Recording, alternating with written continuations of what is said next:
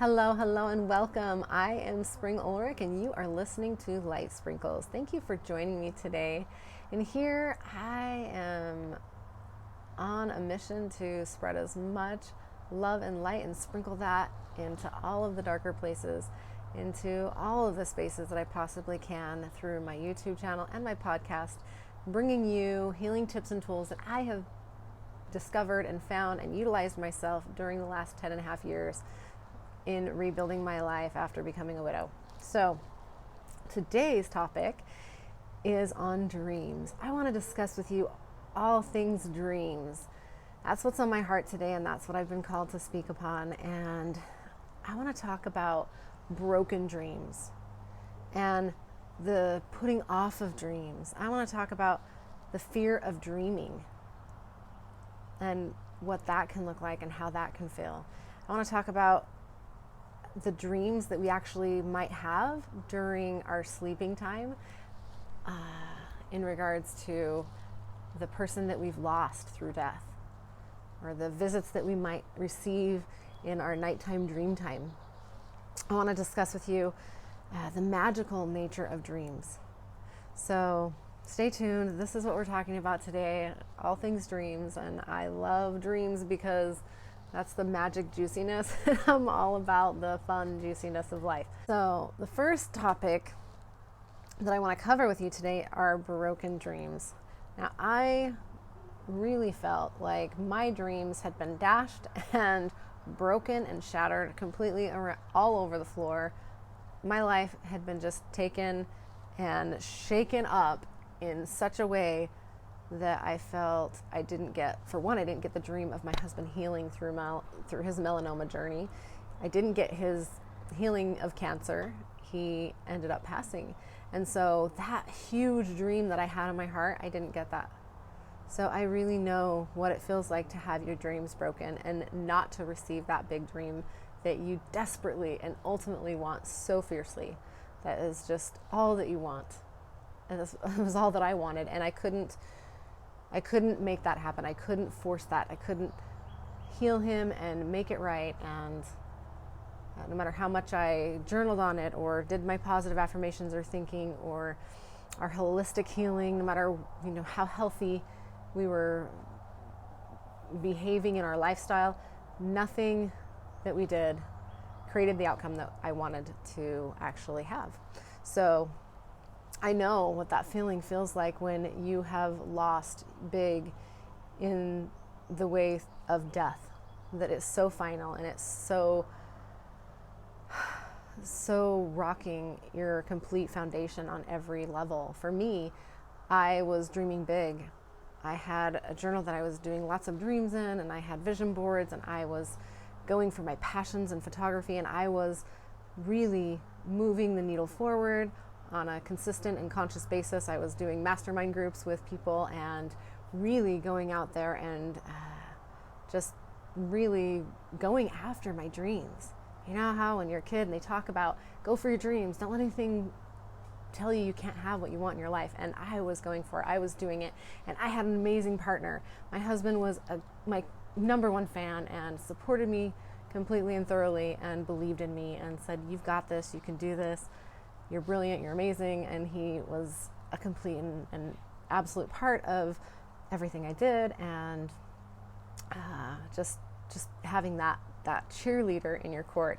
And also he was absolutely capable because he was my computer genius. He had so much value that he brought to the table because he could assist me in making sure that my computer functioned well, that my backups were going well, and that I felt like I had a team member to support me in making sure that my digital files were all taken care of. And he was a big part of just that confidence and feeling like I had support and I wasn't alone in achieving my dreams and going for them. And that was a really big piece of my dream. And when he passed, a huge part of my world, and not aside from my lover, my child's father, and my best friend, my business partner, now was passed, and my computer genius and my biggest fan. And so I know what that feels like, to have that broken dreams feeling, and feeling that what you were going for and what you were building and what you were doing in your life with your partner, with your spouse, with your family member, how that might feel for you to feel like it's just been ripped away, and ripped away so quickly and so raw, and there's no turning back. And so for me, I have gone through quite a process of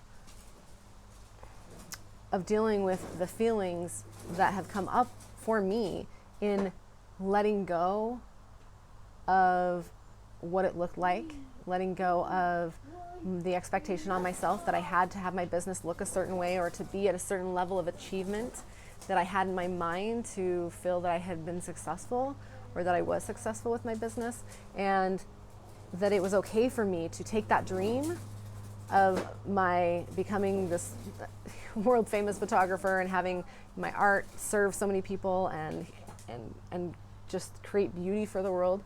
That dream got to be, and I chose to push pause on my business and to really dive into my grief and say, you know what, right now it's okay to push pause. Excuse me. Okay. Back to you. So I chose, after my late husband passed, to press pause on my business because I just didn't have the capacity to continue on in the way that I was going. And I had a whole lot of really priority stuff to deal with in that moment that I needed to do right away. Plan his end of life celebration. There were so many things, mountain upon mountain of stuff to do with paperwork and things to just take care of in that event, and dealing with just the sheer shock and how am I going to live my life and what am I going to do. Even though I went into, for the first few months, I went really full into business. And how am I going to survive? How am I going to get my finances and how am I going to support myself and my child now that my husband is no longer part of this picture? How am I going to survive financially? So I did go fully into business, and I've continued to rock that and say, hey, I'm going to still do this. And then as time went on, I found that I wasn't having as many bookings, and I wasn't in the space really to show up as big as I had before. And I did, at the 6-month mark, I just hit a wall, and it was really trickle as far as the business was coming in anyway. And some other business opportunities had come up, and I had gone for that really hard, and that business didn't ended up being a flop and disseminated. And so I just, after all of that, I was in grief. I was in the middle of the shock, and with all of that was going on, I just said, I need to pause. I need to just be for a minute and stop everything I'm doing, other than just being fully present and being mom. Like, that's my number one priority, is just to be here, be present with my son, and to just be with the emotions that are so wild and turbulent and going all over anyway. So I just really needed to be with myself. So I chose to push the pause button on my business and finish up what I had, anything that was, in the wings. I took care of those and just pushed the pause button on it, and chose to just move forward powerfully in being with where I was at, and knowing that I would get back to it at some point. And that's been an interesting journey, because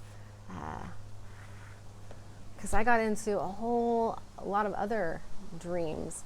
The dreams of being the powerful mom I wanted to be, dreams of building a new relationship and remarrying and having a new baby and just rebuilding our family. Then I had a move and out of state, and I had a whole lot of other stuff that came up in my life through my journey. And so I dreamt in a whole different capacity, in a whole different way. And I got to be I have been for the last, how many years?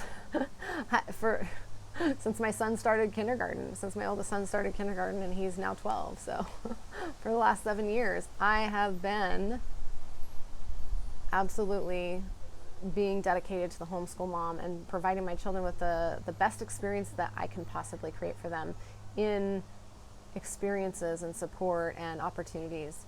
So I've went full on in that, and I have not actually done my photography in a professional capacity. And I've grappled with that, even though I consciously chose to push the pause button on that dream and say, you know what, for right now, this is my priority and this is where my heart is, and this is, I don't want to miss a minute of my kids growing up. And that's totally fine and absolutely okay. And there was that little piece of me that was in that conundrum of, am I not showing up? Am I not living my purpose? Am I holding back my gifts? Am I not doing what I really need to be doing? And there was that little bit of a buzz back there of like, there's something more, there's something else I need to be, or I get to be doing. And sometimes it would be a little louder than others, and sometimes it wouldn't really be there much at all. But there was still that piece of myself that felt like maybe I gave up on my dream, or maybe I gave up on myself. And realizing and getting to the space and place that I am now through really looking at those emotions and looking at how I'm feeling about my dream, how I'm feeling about my passions and what are they, and getting to redefine what they are. Is my passion still doing this in a professional capacity for a monetary, to be compensated in a monetary way, or am I just doing it for myself? Because the truth is, I'm still doing photography. I've just been doing it in a different way. And I've been mainly just doing it for friends or family and for, of my own beautiful life. And I just haven't picked it up and pushed it toward a public venue. And so the broken dreams can be big. When I experienced that huge shift in my life and that deep and devastating moment of becoming a widow and saying goodbye to my husband's body and losing him, I also had some real big adjustments to what I was dreaming about and what my dreams were now. And I feel like that's a big part of just the identity process of who am I now? What am I really going toward? What dreams and goals have been dashed or slashed or completely invalid now that my person is no longer there? And if you've had a child and you've lost a child, that those dreams are dashed, and there's no bringing that particular person back. There's no replacing that child, and the dreams that you had of them growing and all of the wonderful dreams you have as a parent are gone. And I can speak to that fully because I know that my husband experiences that with the loss of his late son. Is that there's no resolve to that, and the dreams that are dashed with the loss of a child. And I feel like it's very similar in a lot of ways to the dreams we have of our spouse and how our relationship will continue and be there, and that taking for granted that person will just always be in our life, that they'll always just be there, and that we'll be growing old together, and that we'll just continue on. So I feel like the broken dreams are a big part of our identity. At least when I dream, there can be such a personal attachment to the ideas and the creations and the things that we're dreaming about, the things that we're passionate about, that we feel like that's part of who we are. And if that's not who I am anymore, who am I? If this person is no longer my spouse, if this child is no longer, I can't be a parent to this child because they're no longer here in the physical form, who am I now? Now how do I get to show up? And restructuring our own belief system and our own foundation of how we're going to dream moving forward. Which brings me to putting off dreams. Putting the dreams off, and it's okay to push pause on the dreams. It's okay to put them up for a little while and say, you know what, right now, these other things are taking priority, and that's absolutely perfect. And I want to share with you how I felt with just being brave enough to dream again. Because I was so big on dreaming and working toward my dream and consciously reading books on how to manifest and do vision boards and follow Napoleon Hill and Think and Grow Rich and all of these different wonderful mind shift, mindset, positive thinking ways. And I was dreaming really big. I felt like in some way, how did I create this situation? And I didn't get my dream. So there was this fear attached to, wow, I just created something really powerful. This big thing really happened. And it was this feeling, this sense of this doom or gloom, this sense of the other shoe is going to drop. And I don't know if you've experienced that or familiar with some of that sense in trauma of that just kind of jumpy feeling of something might happen again, especially during a cycle of time that reminds you during the same season that your loved one passed, or during the same time frame or holiday, something that triggers your cellular memory in your body to actually react and become anxious or feeling like there's something going to happen, something's not right, when everything really is just fine. But after the loss of your loved one, there can be that sense and that feeling of in your cellular memory that it's that season again, or that it's just that cellular memory in that season that can remind you of and bring up that fear that something bad's going to happen, that something bad is looming. And so for me, the experience was also, if I allowed myself to dream big, if I allowed myself to have big, audacious, juicy dreams, that something might come in and sweep and slap me again super hard that I didn't want to have happen. And so it took a while for me to start being able to even dream again, to be able to start journaling on what my dreams are, and to powerfully start believing that I could bring those ideas and those dreams into my life and allow myself to dream, just allowing myself to dream. So putting off our dreams, like what's making you put your dream off? Have you felt this feeling of that your dreams are broken, or that your dreams have been shattered because something didn't go the way that you thought? I heard Molly Bloom's story and how she had her dreams shattered and ended up doing something completely different. And what I love that she shared in a talk that I saw her do was that she shared that you need to be willing to let go of your old life in order to build your new, and to be able to really fully embrace the wonderful that is coming, to be able to let go of the old to welcome the new. And that hit me so powerfully, because I felt like that I was still holding on to what it needed to look like and that dream. And I've changed, and my life has changed, and things are shifting, and it's okay to have a new dream. It's okay to shift the way that dream looks, and maybe the way that I was envisioning it got me to a certain point, but now it gets to transform and transmute into something else really beautiful. And it's gotten me this far, and now what do I get to use that skill or that gift, or even completely just let it go, so that I can make way for the next great and wonderful thing that I'm on purpose and on target with and filled with passion about. So being able to let go of the things, the unfinished projects, the unfinished dreams that really are no longer driving and calling on your heart for that passion. And only you will know, only you are going to be the one to say, yeah, I'm complete in that, and my passion's over here now. And this is absolutely where I get to put my time and my energy and my treasure and my thoughts. Or you know what, that's still over here calling to me. It's still over here percolating and saying, hey, I'm still that great idea, or I might be able to be used to help you get to that area.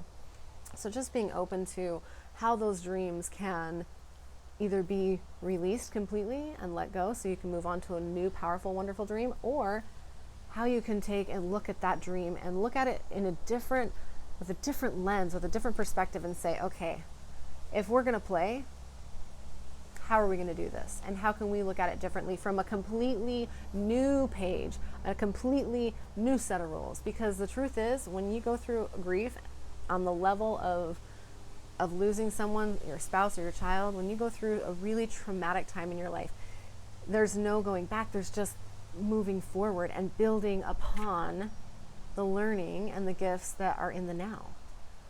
So being able to have that dream support you in how you're going to move forward, and what does that look like? And I hope that serves you in some capacity and allows me being real with you and sharing with you how I have struggled with that dream capacity and the ability to even dream. Perhaps you can relate in your life somehow and in some way, and that me sharing this will allow you to free yourself of the guilt or the burden of not fulfilling that dream, if that dream if you're done with that dream and being able to let it go or move on, or to be able to look at it with from a new perspective and a new page, and how are you going to write that next chapter completely fresh, that it doesn't have to be attached to the other dream. Now, there might be wisdom that you can glean from the experience you had from the way you were doing your old dream, and there might be some ways that you say, I don't want to do it like that anymore. And that's great. Take what you want, take all the juiciness that serves you, and let go of the rest, so that you can powerfully move forward and allow yourself to dream. Because I want you to dream. I want you to get to a point in your life that you feel like you can dream again. And it's okay if it takes time. It's taking me a long time to be able to dream. Now, I've dreamt in other capacities and in other ways, and I have gotten some really juicy and wonderful, incredible dreams. What I'm talking about here is on the dream part, where I've allowed myself, and I'm feeling like I'm more brave to dream, is on the bigger level of taking something public, taking something and creating something like this, my YouTube, my podcast, and putting it out there public, being vulnerable enough to put out my heart's creation and my heart's calling and what I have learned, and what am I magically creating that you can tap into? What am I magically creating in my life right now that I can serve other people with and give that be a gift in other people's lives? So that's my new dream, and that's my new purpose and goal. And that has been waking me up in the morning, getting me up out of bed at 6 o'clock in the morning, and having me be on target and on goal and focused, and getting me really clear on what I'm wanting to do. And it's only been this year, really, that I feel like that I've really unleashed and freed myself from the shackles of feeling like I had to have my dream look the way that I had written it down when my late husband was still alive, and the dreams that I had there. That it's okay to let that go and have it become new and in this new capacity. So, yeah, the fear of dreaming. Do you have a fear of dreaming?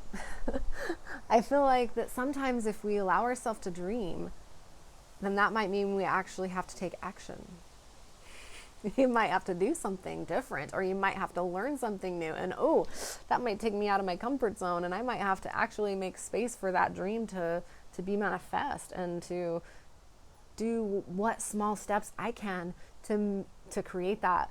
If it's something like music that you're creating, it's not just going to magically come out of your mind. You actually have to write the music or play the music. You have to somehow capture it and record it. So there's a piece that you get to do.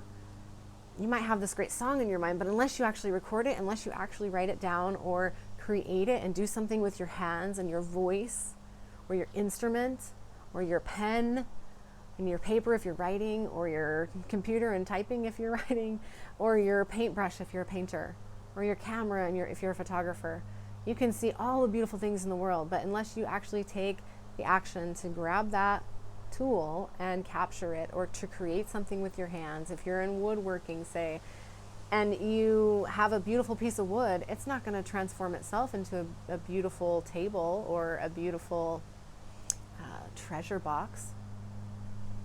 That's going to take your effort and creation to get that out of it, and to really your creative ideas to come out and play.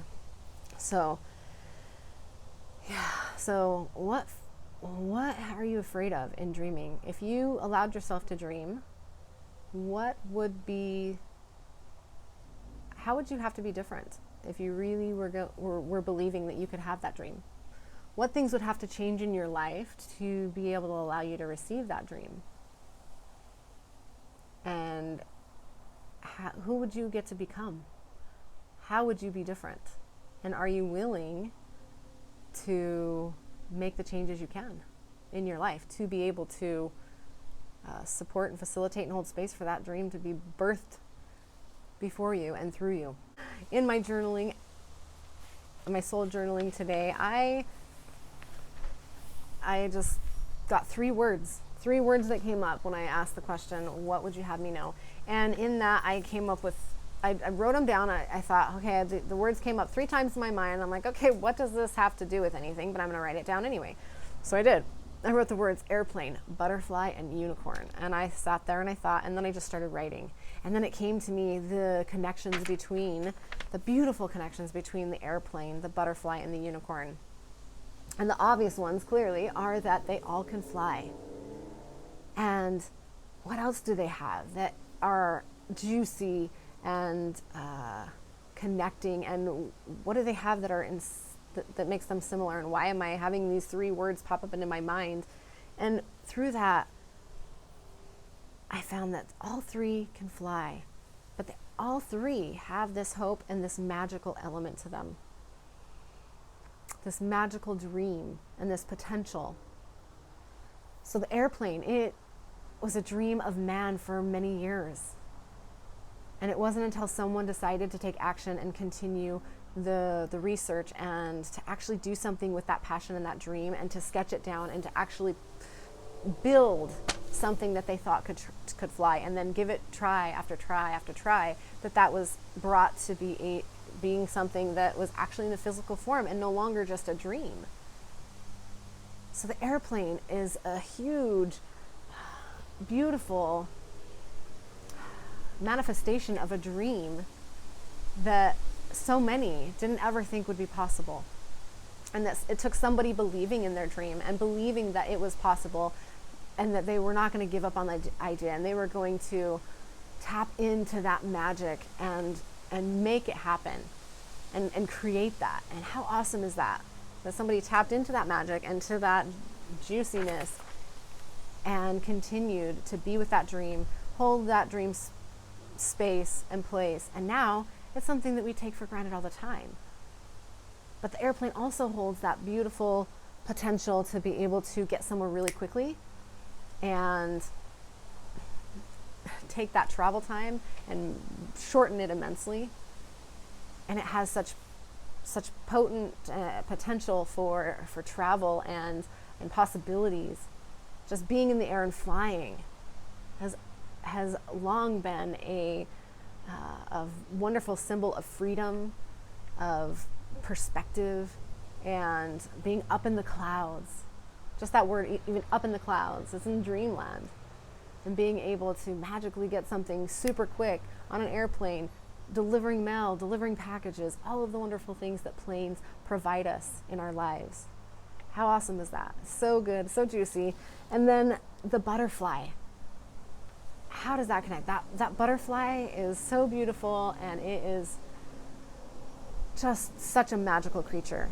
It starts out as this little caterpillar crawling on the ground and on the green plants, and then it goes into a cocoon phase where it does its metamorphosis and it does its shift and its change, and it becomes something completely different and new and beautiful.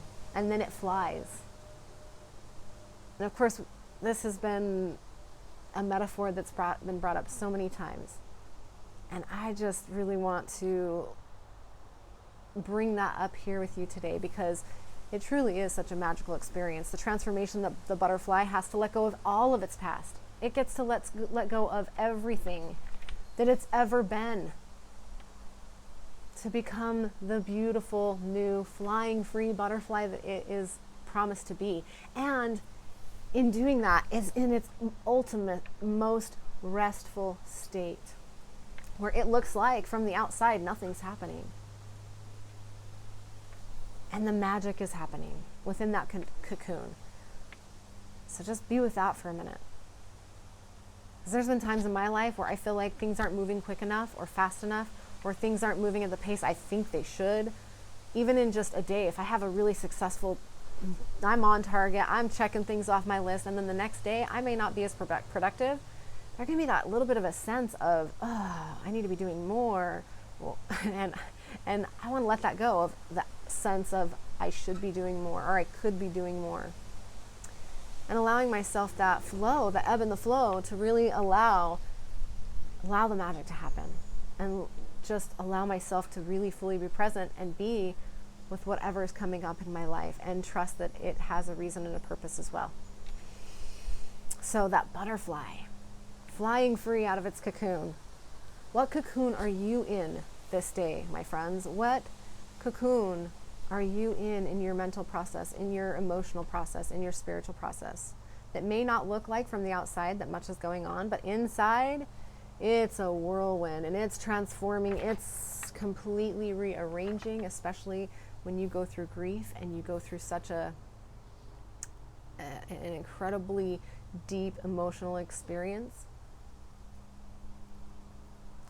a deep emotional trauma, that is transforming you on the inside. And what kind of work are you doing? It may not look like to anyone else that you're working or that you're doing anything, but trust me, you are. Especially within your first year and your second year. You are refiguring out and recalibrating. It's okay to go into your cocoon. It's okay to go inside and to do nothing. And to be in that restful place and to be in that space where you would just allow yourself to be. And you allow your caterpillar to do what it does. It's going to break down. It's going to just be messy. And it can feel like that inside. It can feel like everything is just melting away, like the cocoon inside the butterfly. And then trusting that you will absolutely, in your own perfect time, just like every butterfly's perfect time, will be able to come out and feel lighter and feel more free. And if that looks like you're able to dream in the end of it, great. And if it doesn't, give it time. Just give it more attention. Just give yourself a more allowing to be where you're at, and just trust. Trust that you're on path, that you are on purpose. If you just set that intention, even if it doesn't look like it. I heard someone once say, and I don't remember where it came from, I don't remember who said it, but I do remember that the saying was, you can't really ever get off path. Now, you may have a fork in your road or a meandering path, and you might have an area or a place in time where you're not taking the straight route, but trusting that you'll always find your way and you'll get back on path. You'll get back on purpose. So to trust your meandering path.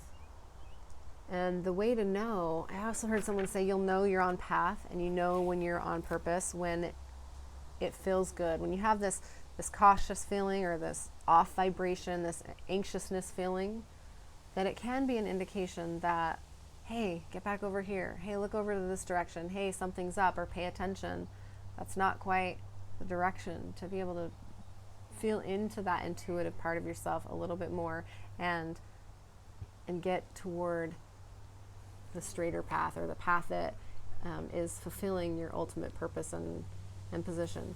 So that might assist you in the way that you look at it, your perspective on dreams, and how you can see your path, that the path that you're on is the perfect path no matter what. Even if it's not a path that you really feel like you want to be on right now, or that you didn't really choose, that could simply just be the fork in the road where you're going to learn something really amazing and go through this cocooning process that will propel you further than you could have ever imagined.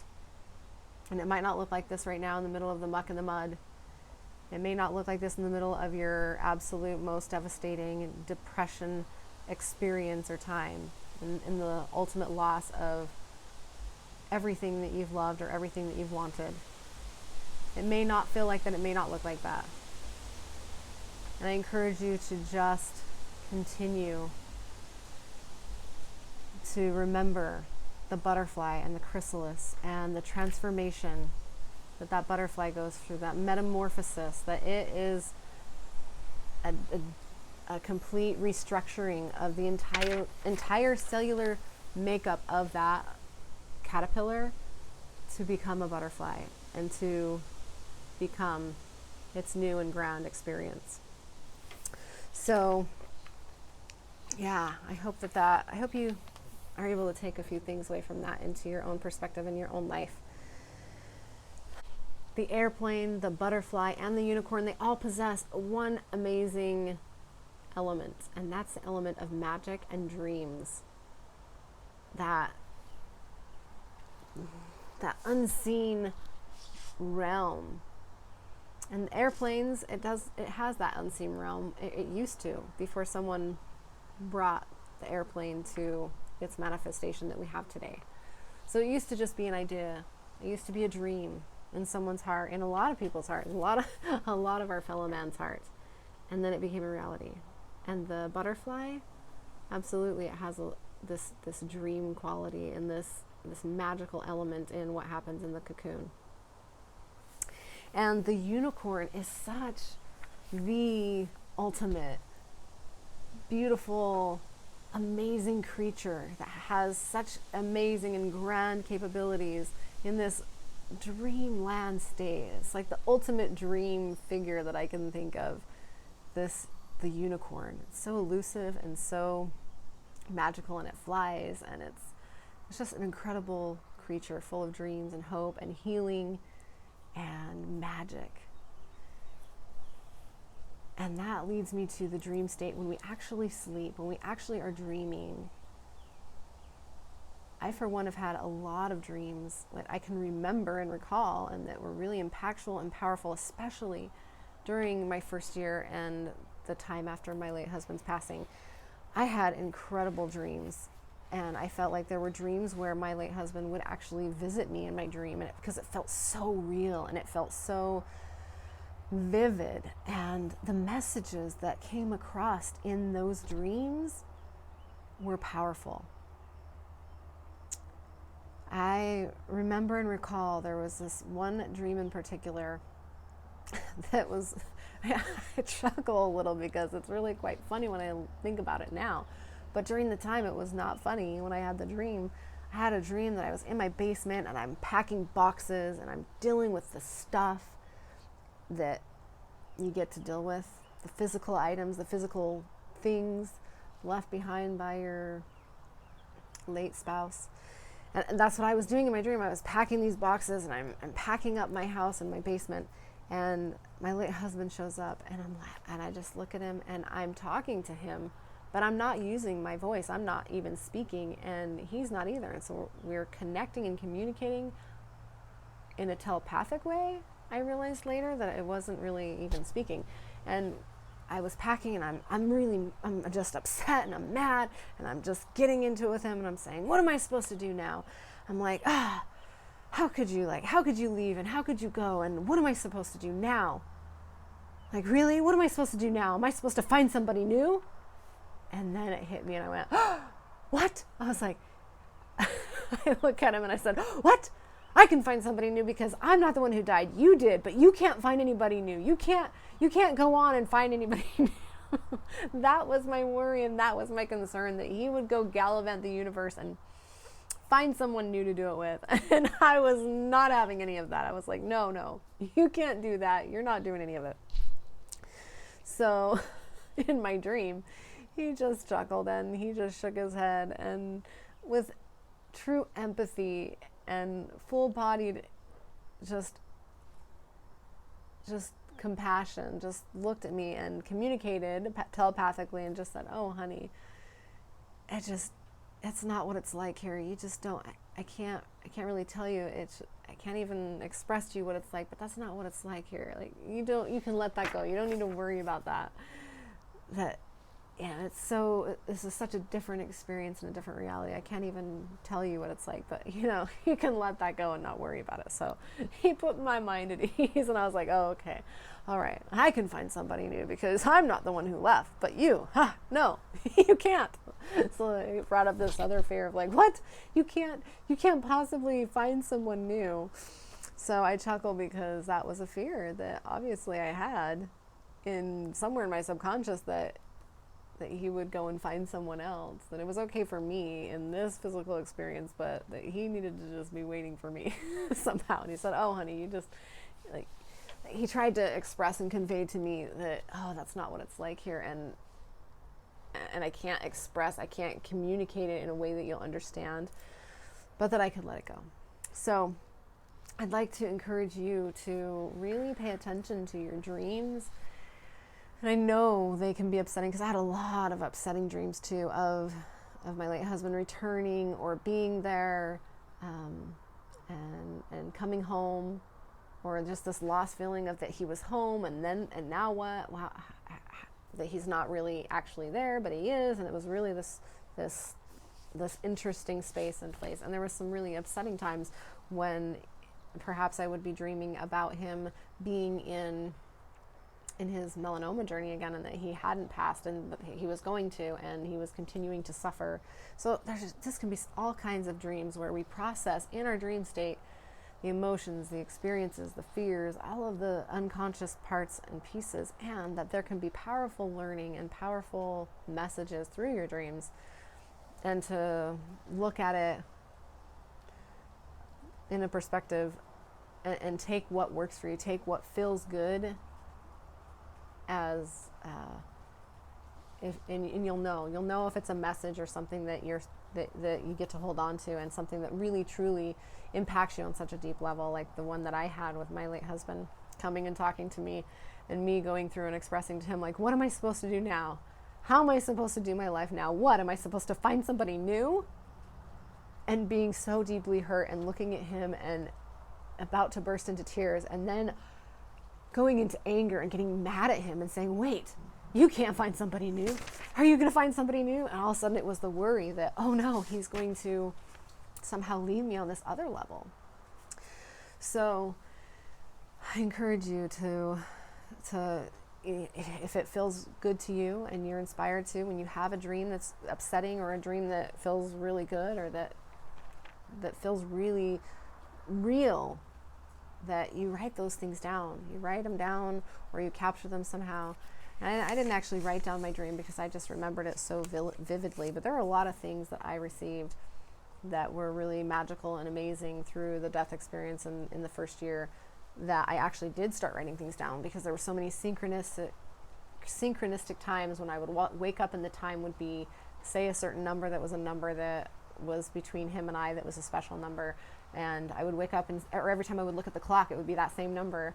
Or there were times when I would have a number come up at the cash register that would be a number that was special every single time that I was concerned or worried about my finances, or even just that feeling of, oh yeah, he's present, he's still with me, he's still supporting, he's watching out for me, he's around, he hasn't quite left in all capacity.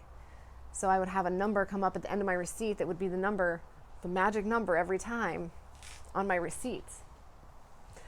I remember after my late husband passed, I went shopping with my sisters, and I had an experience where I just needed to adorn myself with his favorite color. Like, I just needed that color to wear. I bought purple shirts and pants and dresses and shoes. I just needed purple everything. Purple jewelry, that was his favorite color. So I just felt like I needed that support of that color, his favorite color. I just needed more of that around me.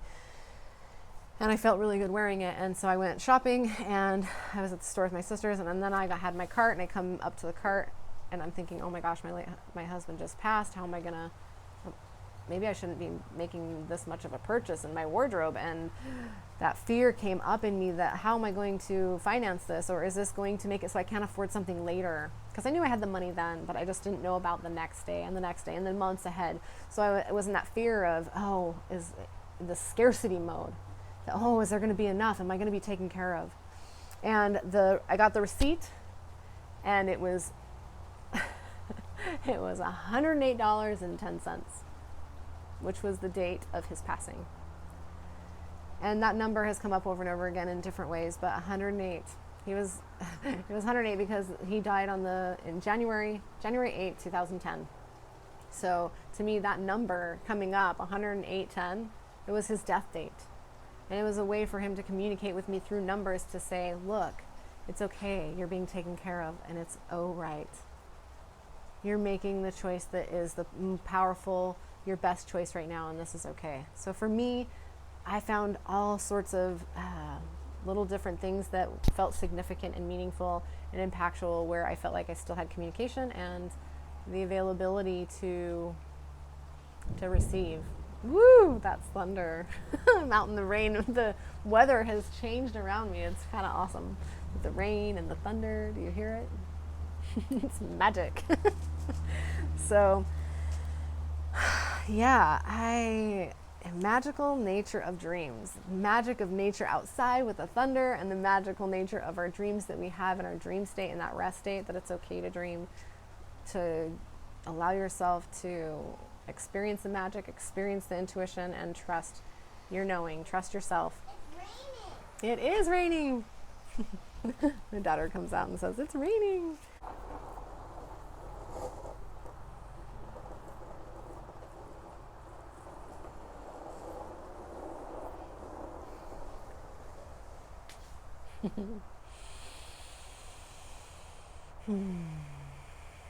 Back to you.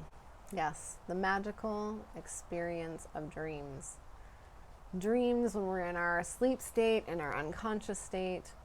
Dreams when we're in our waking state and we have a dream or a calling on our heart and a passion that's pulling us. And a dream of a better experience or a better version of ourselves. All the magic and the potency and the potential of dreams. I invite you to take some time to allow yourself to dream, some permission to dream, to write those things down, pull them off the shelf, readjust, recalibrate with them, and allow yourself to dream if it's in the rest state, if it's in the dream state, and to enjoy the juiciness and the magical potential of dreams.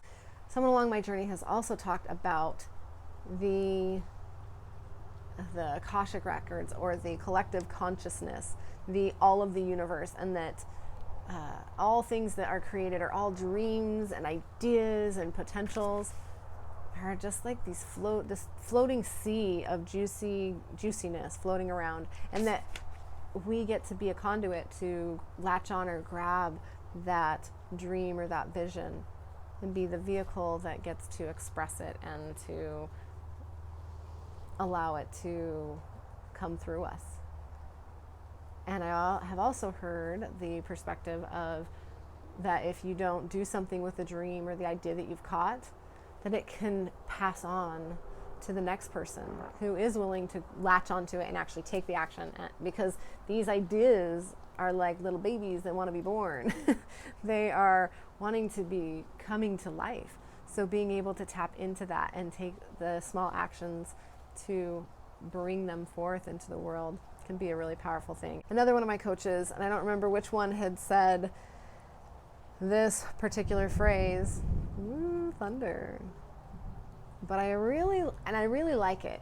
I really like the saying that if you have a dream or a calling on your heart, it's because it's been placed there by someone who needs to receive that. You're the answer to someone else's heart's calling. So if you have a dream or a calling that has been placed there for creating something for someone else's experience to be able to serve and that they can tap into, that dream has been placed on your heart by someone else's dream and prayer or energy putting out there, that you could be the answer to their dream. You could be the answer to their wish or their calling or their need that they're asking for. So I invite you to tap into your full potential of your dreams and to see where you may be holding yourself back or where you may be feeling fear in dreaming again. And being okay with wherever you are at in your dream process. And know that it can be a very shattering experience to go through grief, and to be okay with it temporarily letting go of some dreams, and being okay with letting go of some dreams entirely to shift to something new, the new life that you get to create.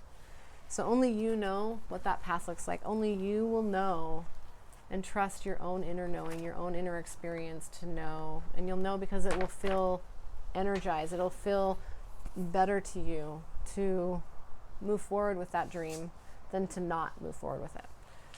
So I hope that serves you. I hope that gives you some clarity in how to look at and just be with a dream experience, and maybe some inspiration to dream for yourself and give yourself some permission to let go of some old dreams that are no longer working for you, and the clarity and ability to make way and create space for your new dreams and your new experience and what gets to come out and what gets to be created now.